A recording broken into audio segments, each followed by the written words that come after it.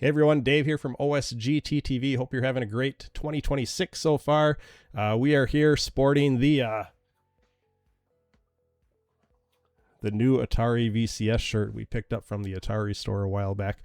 Awesome shirt, love the Atari VCS, but today we're here to talk about the My Arcade Gamestation Go. This is a handheld portable that was released in October 2025.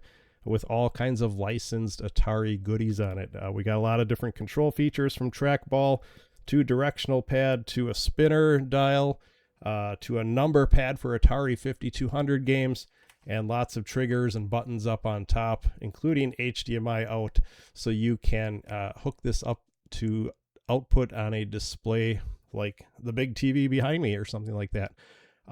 So weeks after the unit came out, it had a firmware update of 1.1, which changed a few things, and we'll talk about that. But what we're really here is to talk about what's new since that firmware update. Let's take the next 4 minutes or less and rip through everything.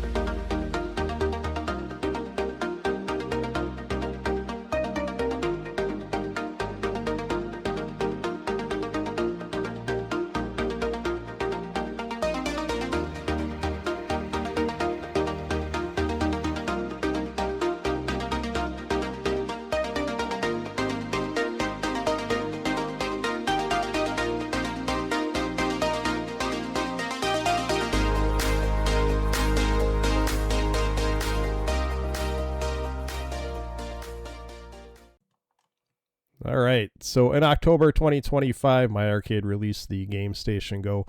Awesome handheld, very nice to have portable. It's got backlit on the buttons and the controls, so you know which controls are working with which games that they've included in the system. Has over 200 pre-installed games from Atari Recharged games, a series of those, to normal Atari 2600 console arcade games, some pinball machines, some Pac-Man, Jalico and Pico licensed games, so there is not a loss of games to play. The update was 1.1 as of November 5th, and it fixed some minor things like Pac-Man aspect ratios on both the arcade game and the Atari 2600. That was kind of a weird one because it's kind of the flagship software that came shipped on this thing.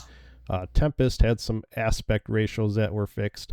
A bunch of minor things, but then you have controls that are included on this, like the number pad for the 5200 games. And if you look here, there's only a handful of them on there and nothing new was added. You also have controls like the spinner and the trackball, but yet there's a lot of games on the system that use spinners and trackball and they don't have them configured. Like racing games with steering wheels could easily be converted, like Night Driver. They converted that one, but not other racing games.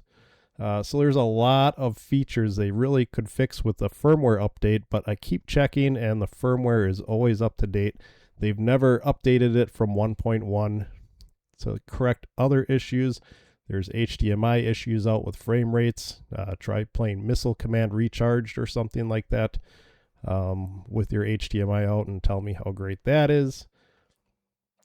You do have side loading. Side loading's awesome, but once again, you can't use the trackball or the spinner with it. So you play trackball games like Sonic or Star Trek, when you load them up in MAME, and you can't use those controls. But it is really great for arcade games that just use like a joystick and buttons. You got your basic games, your Pac-Man, your Galaga, your Indiana Jones. There's tons of games that use joystick and buttons, so you're not at a lack of games, but there's a lot of work to be done on this thing, and unfortunately, we were going to talk about the changes since the 1.1 firmware update, and there are none. It's been at 1.1. My Arcade has not updated this thing as of yet. Still waiting for more updates to come out. Is this going to be it? Is my arcade going to leave us to dry? Did they sell us a unit with Wi-Fi for updating firmware that they're never going to use again? Only time will tell, kids. All right, so what do you guys think? Since firmware 1.1, we haven't seen any changes by my arcade. I think they're dropping the ball on this thing. They got a lot of minor details to fix in this thing. If you take examples of like driving games that they've included, they're all probably working through the MAME emulator. For some reason, Night Driver works great with the dial controller, but other games that they even show the arcade game with the steering wheel on it, they don't have the steering wheels connected to the paddle controller. They use the D-pad. You know, lots of little things like that. Lots of performance issues with HDMI. The inability to change sensitivity of the trackball and spinner, especially if you're playing like arcade Warlords. Try playing that with the spinner. You can't. One of the strategies to actually try and get past a level is to capture the fireball, spin your dial to the side so you can fire the fireball up to the other opponent's castle, and you can't do it because the sensitivity is so poor in this thing. So there's just, you know, from the 10,000 foot view, this thing looks beautiful. It shines, it sparkles, it's pretty to look at. It's a nice design, a lot of neat features. But once you get down into the weeds, I'm a little disappointed. I have a love-hate relationship with this thing. I still use it quite often, actually, but it's to play a lot of like MAME arcade games. You know, and then even there, you have the loss of the controls of the trackball and spinner. So very disappointing. I hope my arcade isn't hanging us out to dry on this thing. Time will tell. What do you guys think? You guys liking this thing? Have you dug down deep enough to find issues with it? I don't know. I would say it's still worth like $90. $180. I don't think so yet, and still until they get a lot of these issues fixed yet. So let me know in the comments what you think, and thanks. Hope you are having a great 2026, and we'll see you guys soon.